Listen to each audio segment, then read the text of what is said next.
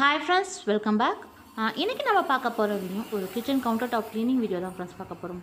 நான் already counter top cleaning videos upload பண்ணியிருக்கேன். So இன்றைக்கி டீப் க்ளீனாக நம்ம அங்கே வச்சுருக்கக்கூடிய அந்த திங்ஸு ஆயில் பாட்டில் எல்லாமே எப்படி டீப் க்ளீன் பண்ணுறது, ஸோ நான் எப்படி மெயின்டைன் பண்ணிகிட்ருக்கேன் அப்படிங்கிறத தான் ஃப்ரெண்ட்ஸ் இன்றைக்கி இந்த பதிவில் பார்க்க போகிறோம். ஸோ பொதுவாகவே பார்த்திங்கன்னா கிச்சன் கவுண்டர் டாப் பக்கத்தில் தான் நம்ம இந்த கத்தி ஸ்பூன் எல்லாமே போட்டு வைக்கிற அந்த பவுல் நம்ம வச்சுருப்போம். ஆனால் அதுலேயுமே அதிகப்படியான அந்த எண்ணெய் பிசுக்கு எல்லாமே ஒட்டியிருக்கும். அதே மாதிரி நம்ம மாதத்துக்கு ஒரு டைம் ஆகுது அந்த கத்தி எல்லாமே சுத்தமாக டீப் க்ளீன் பண்ணுறது ரொம்ப அவசியம். ஏன்னா அதுலேயுமே எண்ணெய் பிசுக்கு இந்த அழுக்கு எல்லாமே இருக்கும். ஸோ அதுக்கு நான் பார்த்திங்கன்னா சுடுதண்ணி தான் வச்சுருக்கேன். ஏன்னா எண்ணெய் பிசுக்கை நம்ம சீக்கிரமாக எடுக்கணும்னா அதுக்கு ஒரே ஈஸியான வழி சுடுதண்ணி நம்ம பயன்படுத்துறது தான்.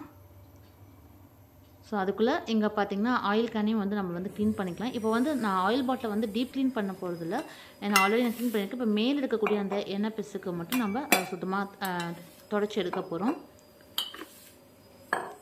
ஸோ ட்ரேலையுமே பார்த்திங்கன்னா ஆல்ரெடி நான் பேப்பர் போட்டு வச்சுருந்தேன். ஸோ அதையுமே எடுத்துகிட்டு நம்ம ஃபுல்லாக க்ளீன் பண்ணிவிட்டு புது பேப்பர் போட்டு நம்ம நீட்டாக அரேஞ்ச் பண்ண போகிறோம். எப்போவுமே ட்ரேயில் நம்ம இந்த மாதிரி பேப்பரை போட்டுட்டு அதுக்கு மேலே ஆயில் பாட்டில் வச்சோம்னா நமக்கு அந்த பவுலை க்ளீன் பண்ணுறதுக்கு ரொம்ப ஈஸியாக இருக்கும் ஃப்ரெண்ட்ஸ். அதிகப்படியான எண்ணெய் அந்த பேஸ்கெட்டில் ஒட்டாமல் இருக்கும். நீங்கள் டைரெக்டாகவே எண்ணெய் பாட்டில் அந்த பிளாஸ்டிக் ட்ரேயில் நம்ம வைக்கும்போது எல்லா எண்ணெய் பிசுக்கு கரையுமே அந்த ட்ரேயில் தான் ஒட்டியிருக்கும். ஸோ இதை தேய்ச்சி எடுக்கிறதே ரொம்ப கஷ்டமாக இருக்கும்.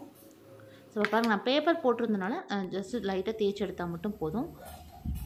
அடுத்து இப்போ நான் சொன்ன மாதிரி பாட்டிலெல்லாம் பார்த்திங்கன்னா நான் டீப் க்ளீன் பண்ணல. ஸோ மேலே மட்டும்தான் அந்த ஒட்டியிருக்கக்கூடிய அந்த எண்ணெய் பிசுக்கை தொடச்சி எடுக்கிறேன். அதே மாதிரி பார்த்திங்கன்னா அந்த பாட்டிலோட ஓரத்தில் இந்த மாதிரி டிஷ்யூ பேப்பர் எப்பயுமே சுற்றி வச்சுருங்க ஃப்ரெண்ட்ஸ். இதுவுமே என்னாகும்னு பார்த்திங்கன்னா உங்கள் பாட்டில் மேலே அதிகப்படியான அந்த எண்ணெய் பிசுக்கு வலியாமல் இருக்கும். ஸோ அதனால் நமக்கு க்ளீன் பண்ணுறதும் ரொம்ப ஈஸியாக இருக்கும். இப்போ தண்ணி நல்லாவே காஞ்சிருக்கு. ஸோ இப்போ இதில் நம்ம அந்த கத்தி மற்ற ஸ்பூன் போட்டு வைக்கக்கூடிய அந்த பாஸ்கெட் இருக்குதுங்களா, ஸோ அது எல்லாத்தையுமே நல்லா டீப் க்ளீன் பண்ணி எடுத்துக்கலாம். இந்த மாதிரி சுடு தண்ணியில் ஒரு 5 ஒரு 10 நிமிஷம் நம்ம போட்டு வச்சா போதும் ஃப்ரெண்ட்ஸ். அது ஓரத்தில் ஒட்டியிருக்கக்கூடிய அந்த எண்ணெய் பிசுக்கு அது எல்லாமே சுத்தமாக க்ளீன் ஆகி வந்துடும்.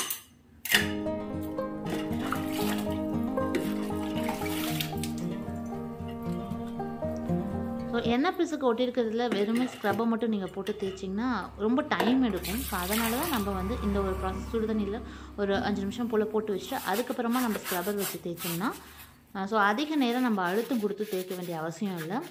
சீக்கிரமாக அந்த எண்ணெய் பிசுக்கு எல்லாமே வந்துடும், நீட்டாகவும் க்ளீன் ஆயிரும். ஸோ நான் முதல்ல ஒரு 5 நிமிஷம் போல் ஊற வச்சுட்டு அதுக்கப்புறமா இந்த மாதிரி ஸ்க்ரப்பரில் கொஞ்சம் விம் ஜெல் தடவி நல்லா க்ளீன் பண்ணி எடுத்துக்கலாம். இதே போல் தான் நம்ம யூஸ் பண்ணக்கூடிய அந்த கத்தியுமே அதுவுமே அந்த ஸ்க்ரப்பர் வச்சு ஒரு டைம் தேய்ச்சி எடுத்துக்கலாம் ஃப்ரெண்ட்ஸ். ஏன்னா நம்ம காய்கறி வெட்டுமோ அந்த ஓரங்கள்லேயும் பார்த்திங்கன்னா அந்த அழுக்கு இது எல்லாமே இதுக்குள்ள சேர்ந்துருக்கும். ஸோ அதனால் கத்தியுமே இந்த மாதிரி டீப் க்ளீன் பண்ணுறது ரொம்ப அவசியம். ஸோ நான் எல்லா ஸ்பூன் கத்தி நம்ம யூஸ் பண்ணக்கூடிய எல்லா பொருட்களுமே எல்லாமே க்ளீன் பண்ணி எடுத்தாச்சு. இப்போ அடுத்து நம்ம கவுண்டர் டாப்பை நல்லா க்ளீன் பண்ணி எடுக்க போகிறோம் ஃப்ரெண்ட்ஸா. ஸோ அடுத்து இப்போ நம்ம அடுப்பு மேலே இருக்கக்கூடிய அந்த ஸ்டாண்ட் இது எல்லாமே ரிமூவ் பண்ணி அதையுமே நல்லா க்ளீன் பண்ணி எடுத்துக்கலாம். ஸோ இன்றைக்கி பார்த்திங்கன்னா நான் கவுண்டர் டாப்புக்கு கீழே இருக்கக்கூடிய இடத்துல நல்லா டீப் க்ளீன் பண்ண போகிறோம். ஏன்னா அங்கே பார்த்திங்கன்னா அதிகப்படியான அந்த எண்ணெய் பிசுக்கு ஒட்டியிருக்கு. அதுக்கு ஒரு ஈஸியான மெத்தட் என்னென்னு பார்த்தீங்கன்னா ஃப்ரெண்ட்ஸ், அந்த கவுண்டர் டாப் மேலே கொஞ்சமாக இந்த மாதிரி பேக்கிங் பவுடர் எல்லா பக்கமே படுற மாதிரி தூவி விட்டுருங்க. அடுத்து இது மேலே ஒரு அரை எலுமிச்சம்பழம் இருக்குது இல்லைங்களா, ஸோ அதை அப்படியே வச்சு நம்ம தேய்க்க ஆரம்பிக்கலாம். ஸோ அதோட ரியாக்ட் ஆகி உங்களுக்கு அந்த எண்ணெய் பிசுக்கு எல்லாமே உடனே எடுத்துரும்.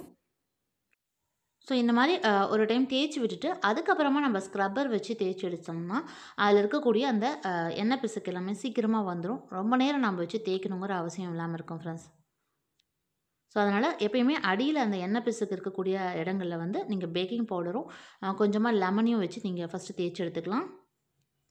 ஸோ இதே போல் நான் எல்லா இடத்தையுமே நல்லா தேய்ச்சி எடுத்தாச்சு. அதே மாதிரி அடுப்பு மேலேயும் பார்த்திங்கன்னா கொஞ்சமாக லிக்விட் வச்சு நான் சுத்தமாக தேய்ச்சி எடுத்துட்டேன். நான் அதுலேயுமே நம்ம தாளிக்கும் போது அதில் தெரிச்சு வர அந்த எண்ணெய் பிசுக்கு இது எல்லாமே ஒட்டியிருக்கும். ஸோ ஒரு சாஃப்ட் ஸ்க்ரப்பர் வச்சு எல்லாமே நம்ம சுத்தமாக க்ளீன் பண்ணி எடுத்துக்கலாம் ஃப்ரெண்ட்ஸ். ஸோ இந்த மாதிரி பார்த்திங்கன்னா நம்ம கவுண்டர் டாப்க்கு அடியில் வந்து ஒரு 15 நாளைக்கு ஒரு டைம் நம்ம அடிக்கடி இதை க்ளீன் பண்ணும்போது அதிகப்படியான அந்த எண்ணெய் பிசுக்கு வந்து சேராமல் நம்ம வந்து பார்த்துக்கலாம். ஸோ அதனால் ஒவ்வொரு டைமும் க்ளீன் பண்ணும்போது அதிகப்படியான டைம் எடுக்காமல் இருக்கும் ஃப்ரெண்ட்ஸ். ஸோ எல்லாமே தேய்ச்சி எடுத்தாச்சு. அடுத்து இப்போ நம்ம தண்ணியை வச்சு நம்ம நல்லா க்ளீன் பண்ணிக்கலாம். ஒரு வேளை உங்களுக்கு இந்த மாதிரி தண்ணியை ஊற்றி க்ளீன் பண்ண முடியாத இடமா இருந்ததுன்னா நீங்கள் வந்து ஒரு கிளாத்தை வச்சு நல்லா சுத்தமாக துடைச்சி எடுத்துக்கலாம்.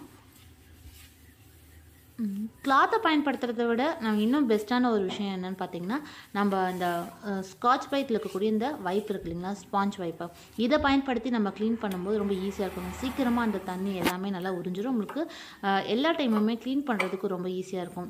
துணியை வந்து நம்ம மறுபடியும் வாஷ் பண்ணுறதுக்கு ரொம்ப கஷ்டமாக இருக்கும். ஆனால் இந்த சாஃப்ட் ஸ்பாஞ்ச் வைப் வந்து நமக்கு க்ளீன் பண்ணுறதுக்கு ரொம்ப ஈஸியாக இருக்கும். ஸோ அதனால் இந்த மாதிரி நம்ம டீப் க்ளீன் பண்ணும்போதெல்லாம் இல்லை டெய்லியுமே வந்து இந்த ஸ்பாஞ்ச் வைப் வந்து நம்ம யூஸ் பண்ணிக்கலாம் ஃப்ரெண்ட்ஸ். ஸோ பாருங்கள், எல்லாமே கவுண்டர் டாப்பில் நல்லா டீப்பாக க்ளீன் ஆயிடுச்சு. ஸோ இனி அடுத்து நம்ம அந்த இடத்துல மற்ற திங்ஸ் எல்லாத்தையுமே நம்ம அரேஞ்ச் பண்ணி வச்சிடலாம்.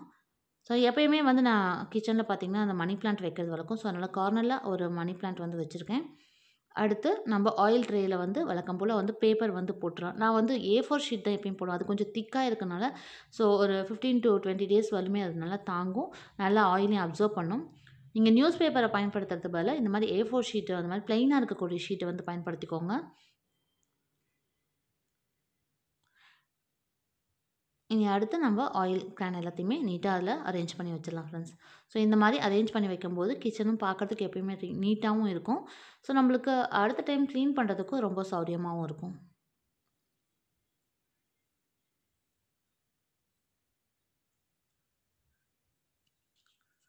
ஸோ அடுத்து என்னோடய அந்த பேஸ்கெட்டில் அந்த கத்தி, ஸ்பூன், மற்ற திங்ஸ் எல்லாத்தையுமே நீட்டாக எடுத்து அரேஞ்ச் பண்ணி வைக்கிறேன்.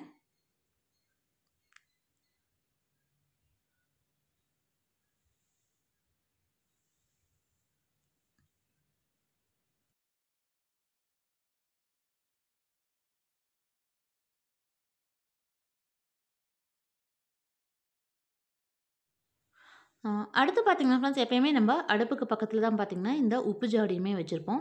ஸோ அதையுமே வந்து நம்ம வந்து மேலாப்பில் வந்து இந்த மாதிரி தொடச்சி வைக்கலாம். ஏன்னா நம்ம அடிக்கடி அந்த ஆயில் கேனை தொட்டுகிட்டே நம்ம உப்பு ஜாடியுமே தொடுவோம். ஸோ அங்கேயும் வந்து அந்த எண்ணெய் பிசுக்குது, சில தூசி எல்லாமே படிஞ்சிருக்கும். ஸோ அதையும் இந்த சாஃப்ட் ஸ்பாஞ்ச் வைப் வச்சு நம்ம நல்லா தொடச்சி எடுத்துக்கலாம். ஸோ டீப் க்ளீன் பண்ணும்போது நம்ம உள்ளே எல்லாமே க்ளீன் பண்ணி நம்ம நல்லா துணி வச்சு தொடச்சிடலாம். இப்போ வந்து நான் மேலே மட்டும்தான் க்ளீன் பண்ணி வைக்கிறேன். ஸோ அதுக்கு இந்த மாதிரி வைப் யூஸ் பண்ணி நீங்கள் தொடச்சிக்கிட்டிங்கன்னா ரொம்ப ஈஸியாக இருக்கும் ஃப்ரெண்ட்ஸ். எப்பயுமே அந்த எண்ணெய் எல்லாம் படியாமல் நம்ம நீட்டாக மெயின்டைன் பண்ணிக்க முடியும்.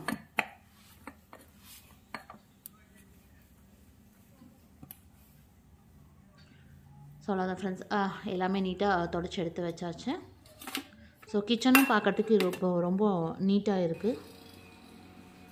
இந்த மாதிரி நம்ம அடிக்கடி டீப் க்ளீன் பண்ணி வைக்கும்போது பார்த்திங்கன்னா நம்மளோட கிச்சன் எப்போவுமே ரொம்ப நீட்டாக இருக்கும். ஸோ நம்மளுக்கும் அங்கே வேலை செய்யும்போது அந்த ஒரு அலுப்பு இல்லாமல் கிச்சனை எப்போயுமே நீட்டாக மெயின்டைன் பண்ணிக்க முடியும் ஃப்ரெண்ட்ஸ். ஃப்ரெண்ட்ஸ், இன்றைக்கி பார்த்தா இந்த kitchen counter top cleaning and organisation video கண்டிப்பாக உங்களுக்கும் பிடிச்சிருக்கும், ரொம்ப யூஸ்ஃபுல்லாக இருந்திருக்கும்னு நினைக்கிறேன். ஸோ நீங்களும் இந்த மெத்தடில் உங்கள் வீட்டில் இருக்கக்கூடிய கிச்சன் கவுண்டர் டாப்பை ஈஸியாக க்ளீன் பண்ணி பாருங்கள் ஃப்ரெண்ட்ஸ். இந்த வீடியோவில் பிடிச்சினா மறக்காமல் உங்கள் ஃப்ரெண்ட்ஸ்க்கும் ரிலேட்டிவ்ஸ்க்கும் ஷேர் பண்ணுங்கள். மீண்டும் அடுத்த நல்ல ஒரு யூஸ்ஃபுல்லான வீடியோவில் உங்களை வந்து சந்திக்கிறேன். நன்றி.